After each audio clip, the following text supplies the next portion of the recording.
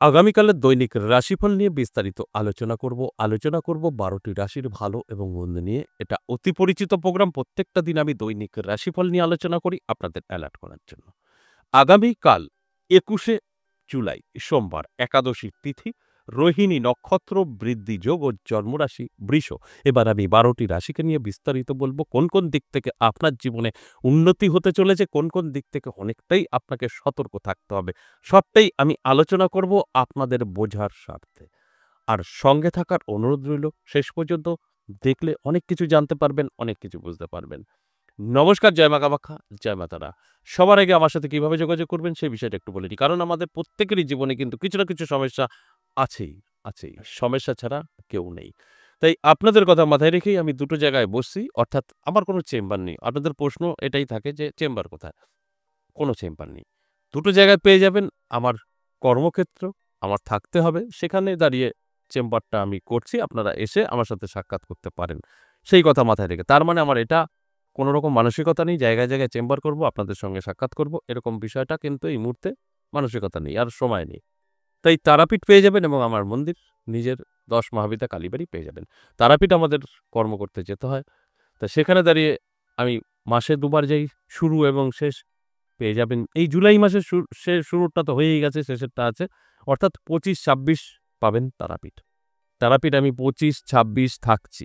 এই ২৫-২৬ জুলাই আপনারা কিন্তু তারাপীঠ যদি মনে করেন আমার সাথে সাক্ষাৎ করবেন, দেখা করতে পারেন। দেখবেন একটা কলিং নাম্বার যাচ্ছে, কল করে নামটা লিখে দিন।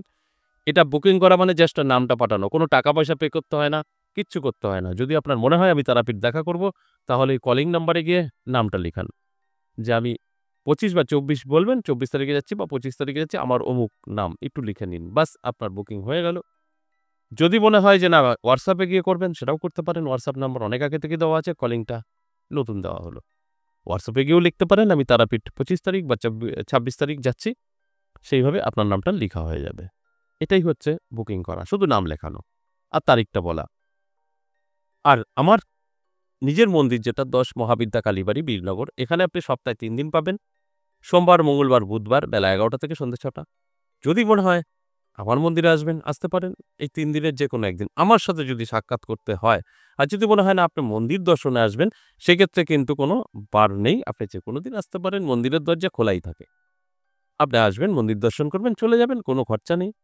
আর আমার সাথে সাক্ষাৎ করতে গেলে ফিস দিতে হবে। এটা আমি সবসময় বলি, কোনো লুকোচুরির ব্যাপার নেই। আমি আপনার সঙ্গে সময় দেব, ফিস তো দিতেই হবে।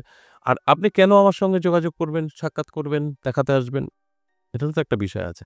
যদি এই মুহূর্তে যে সমস্যাগুলো প্রত্যেকের জীবনে হয়ে চলেছে, এর মধ্যে কোনো একটি আপনার থাকে, যেরকম অবৈধ প্রেম, ভালোবাসা, বিচ্ছেদ, বশীকরণ, শত্রু দমন, এবং আপনার সন্তান বা আপনার স্ত্রী বা আপনার স্বামী অবাধ্য, কথা শুনছে না, বা আপনার সন্তান বা আপনার স্বামী ভীষণভাবে নেশাগ্রস্ত হয়ে পড়েছে। কি করবেন বুঝতে পারছেন না। আপনার বাড়িতে অশান্তির শেষ নেই। সবার সাথে সবার একটা অমিল, কোনো শান্তি নেই, ইনকাম নেই। ওই বাড়িতে যারা আছেন ব্যবসা করছেন, ব্যবসা বসে গেছে, চাকরি যাবে, যাবে করছে। কি করবেন দিশা খুঁজে পাচ্ছেন না, ঋণে জর্জরিত, ১ ঋণ শোধ করতে গিয়ে ৫ টা ঋণ করছেন। যদি এরকম কোনো সমস্যা আপনার থেকে থাকে, আরও তো প্রচুর সমস্যা আছেই। অবশ্যই সাক্ষাৎ করতে হবে আপনার কোনো না কোনো জায়গায় গিয়ে। যদি মনে হয় আমার সাথে সাক্ষাৎ করবেন, বলে দিলাম ২ টো জায়গা পেয়ে যাবেন। সরাসরি আসবেন, আমার সাথে সামনে বসে কথা বলবেন, আমি কিছু না কিছু আপনাকে বলব, সেগুলো শুনবেন, চলবেন। আমার এখানে একটা ফেসিলিটি আপনাদের আছে, পয়সা খরচ করতে হয়, মানে পয়সা খরচ করেই আপনার সবকিছু সমাধান করতে হবে, এরকম কোনো ব্যাপার নেই। আমার ২ টো করে রাস্তা। আমি সর্বদা এটাই এপ্লাই করে থাকি। ২ টো রাস্তা। একটা খরচ, একটা খরচ ছাড়া। আপনার ক্ষমতা আছে আপনি খরচ করবেন, আপনার ক্ষমতা নেই আপনি খরচ করবেন না। সেটা যত বড়ই সমস্যা হোক না কেন, তার সমাধানের রাস্তা আমি কিন্তু বলে দেই। কিন্তু সেটা আপনার উপরে নির্ভর করবে। আপনি কিভাবে আপনার জীবন থেকে এই সমস্যা থেকে বের করবেন, সেটা আপনার উপর ডিপেন্ড করবে। কিন্তু আমি সিস্টেমটা বলে দিতে পারি, যেটা ফ্রি প্রতিকার। পয়সা খরচ ছাড়াও কিন্তু আমার এখানে আসলে আপনি বেরোতে পারবেন, যত বড় সমস্যা থাকুক না কেন। অবশ্যই বুঝতে পেরেছেন। যদি মনে হয় আপনার প্রয়োজন আছে, দেখা করবেন, তাহলে এই ২ টো জায়গার যেকোনো একটি জায়গায় আপনি ফোন করে বা WhatsApp এ নামটা লিখে দিতে পারেন। এতদিন আপনাদের কলিং নাম্বারের সমস্যা ছিল, কল করার মানে আপনাদের রাস্তা ছিল না, জায়গা ছিল না, এখন কলিং নাম্বার আছে। আপনার কল করলেই কিন্তু সেটা রিসিভ হবে, আপনাকে বোঝাবে। তবে একটা অনুরোধ, যারা কলে থাকে, সে ব্যক্তি তো আমি না, আর তারা কেউ অ্যাস্ট্রোলজারও না, কেউ তান্ত্রিকও না। তাই আপনার কোনো সমস্যা তাদের বললে তারা কিন্তু কোনো আপনাকে হেল্প করতে পারবে না। তারা হেল্প এটা করতে পারবে আপনি কিভাবে যোগাযোগ করবেন, কিভাবে আপনাকে গাইড করতে হবে এগুলো ওরা করে দেবে। আপনার একটা সমস্যার কথা বলবেন, তারা যদি সেই জায়গায় পৌঁছাতো তাহলে ওই ফোনটা রিসিভ করত না। সেও কিন্তু ওই জ্যোতিষ বা তান্ত্রিক হয়ে যেত। এটা বুঝতে হবে। তাই আপনার সমস্যা তাদের কাছে বলে, "এটা বলে দিন না, এটা করে দিন না, আমার রাশিটা কি?" তাদের ক্ষমতা নেই আপনার এগুলো বলার। যেদিন তাদের এই ক্ষমতাটা আসবে, আপনার ফোন আর সে রিসিভ করবে না। এটাই হচ্ছে বুঝতে হয়। এবার আসুন আজকের যে মূল আলোচনা, আজকের আলোচনা দৈনিক রাশিফল নিয়ে। এই দৈনিক রাশিফল নিয়ে আমি কিন্তু প্রত্যেকটা দিনই আলোচনা করি। মেষ থেকে মিন বলি শুধু আপনাদের বোঝার স্বার্থে যে কোন দিকটা আপনার সতর্ক থাকতে হবে, কোন দিকটা আপনি যদি একটু অ্যালার্ট থাকেন তাহলে ভাগ্য বদলাতে পারে। এগুলোই বোঝা বা জানা, তারপরে নিজের জীবনে এপ্লাই করা। মেষ রাশির জন্য যথেষ্ট শুভ সময় থাকবে। পজিটিভ সময় থাকবে। মেষ রাশির জাতক-জাতিকাদের বলব, চোখ কান খোলা রাখুন, অ্যালার্ট থাকুন। আপনি যেটা চাইবেন সেটা করতে পারবেন। কারণ আপনার ভাগ্য কিন্তু আগামীকাল আপনার সাথ দেবে। এই হচ্ছে বড় কথা। এবার আপনার ভাগ্য সাথ দেবে, এবার আপনি যদি আপনাকে সাথ দেন তাহলে সাকসেস। এরপর বৃষরাশি। বৃষরাশির জাতক-জাতিকাদের অনেকটা হিসাব করে চলতে হবে। মানে ভুল করবেনই, আপনার ভুল করলেই বিপদে পড়বেন। এই আলোচনাটা জানার পর আশা করি ভুল করবেন না। আপনি সেফ থাকবেন। তাই আমি প্রত্যেকটা দিনই এই কথাগুলো বলি আপনাদের বোঝার স্বার্থে যে কোনো রকম ভুল করা যাবে না। সঠিকভাবে কিন্তু আপনার এগোনো অবশ্যই প্রয়োজন। তাহলে আপনি অনেকটাই সেফ থাকছেন। এরপর মিথুন রাশি। মিথুন রাশির জাতক-জাতিকাদের যথেষ্ট পজিটিভ সময় থাকবে। মিথুন রাশির জাতক-জাতিকারা যারা আছেন আমি বলব অ্যালার্ট থাকুন, চোখ কান খোলা রাখুন। দেখবেন আপনার ভাগ্যের পরিবর্তন ঘটে যেতে পারে। কারণ আপনার কিন্তু যথেষ্ট শুভ সময়। এই শুভ সময় যদি আমরা শুভ কাজ করি সেক্ষেত্রে কিন্তু একটা ভালো কিছু পজিটিভ আমাদের জীবনে প্রবেশ করে। তাই এই মিথুন রাশির জাতক-জাতিকাদের বলব, ভাগ্য ঘুরে যেতে পারে। যদি আপনি একটু অ্যালার্ট থাকতে পারেন, আপনি যদি নিজেকে একটু সময় দিতে পারেন, চেষ্টা করুন। এরপর কর্কট রাশি। কর্কট রাশির জাতক-জাতিকাদের কিন্তু সতর্ক থাকতে হবে। কোন দিক থেকে উঠবে ঝামেলা, অশান্তি, কেস-কামারি হয়ে যেতে পারে। বন্ধু-বান্ধব আপনার ক্ষতি করতে পারে। অবশ্যই এটা মাথায় রেখে চলুন। অনেক ভালো থাকবেন। তা না হলে এই সমস্যায় আপনি কিন্তু পড়ে যেতে পারেন। আপনার সমস্যা তৈরি হতে পারে। এরপর আমি বলব সিংহ রাশির কথা। সিংহ রাশির জাতক-জাতিকাদের কিন্তু প্রাপ্তিযোগ তৈরি হয়েছে। অর্থাৎ কোনো না কোনো দিক থেকে কিন্তু প্রাপ্তি ঘটতে পারে। সেটা সম্পদ হতে পারে, অর্থ হতে পারে, সম্মানও হতে পারে।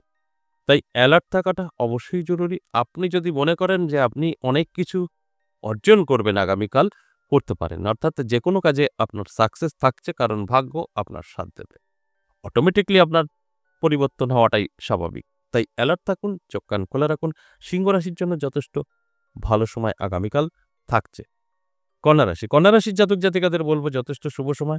আপনি যদি অ্যালার্ট থাকতে পারেন আপনার জীবনের কিছু মানে আশা বা শখ বলি আমরা এটা পূরণ করতে পারবেন। আপনার মনের ইচ্ছা বা আশা বহুদিন ধরে পূরণ করতে পারেননি, সেগুলো পূরণ করতে পারবেন কারণ আপনার সময়টা অত্যন্ত শুভ। ঠিক তুলা রাশির ক্ষেত্রেও একই কথা বলব। আপনার যদি তুলা রাশি হয় তাহলে আপনিও কিন্তু আপনার সমস্ত রকম যে ইচ্ছা, আশা পূরণ করতে পারবেন। সেই ইচ্ছা হতে পারে ছোট, হতে পারে বড়। তবে চেষ্টা করুন। আমি বলব সময়টা যখন ভালো আছে একটু চেষ্টা করুন।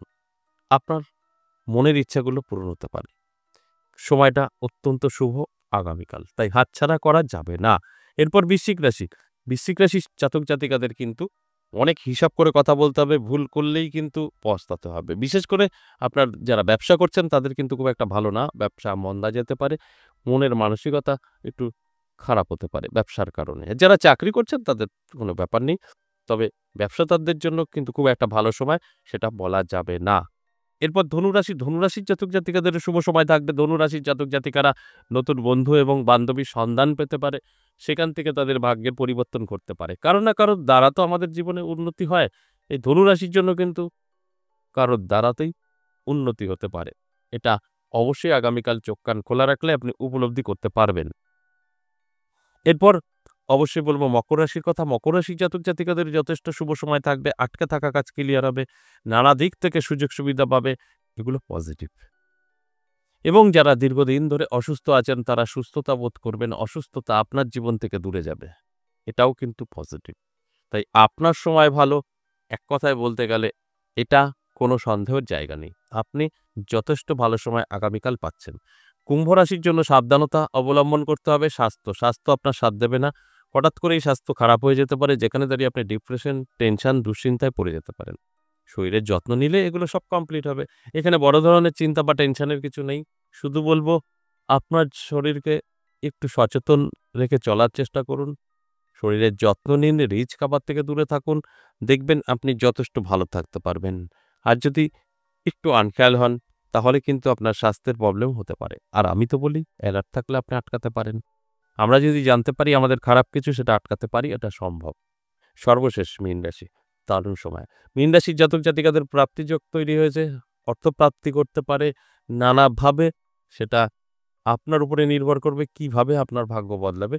অ্যালার্ট থাকার পর আপনি উপলব্ধি করতে পারবেন। তাই আগামীকাল দিনটি আমি যদি এক কথায় বলি যথেষ্ট শুভ এবং ভালো। এটাকে কাজে লাগিয়ে অবশ্যই আপনি জীবনটাকে সামনের দিকে এগিয়ে নিয়ে যেতে পারবেন। এই যে মেষ থেকে মীন ১২টি রাশি নিয়ে আলোচনা করলাম, সম্পূর্ণ এভারেজ এবং সর্বোচ্চ নিয়ে। এবার বুঝতেই পারছেন সকলের ক্ষেত্রে মেলা সম্ভব নয়। তবে অবশ্যই 50% আমি বলে থাকি যেকোনো আলোচনা মিলবেই মিলবে। আজ এ পর্যন্তই, আবার আসবো নেক্সট ভিডিও নিয়ে। ততক্ষণ ভালো থাকুন। নমস্কার।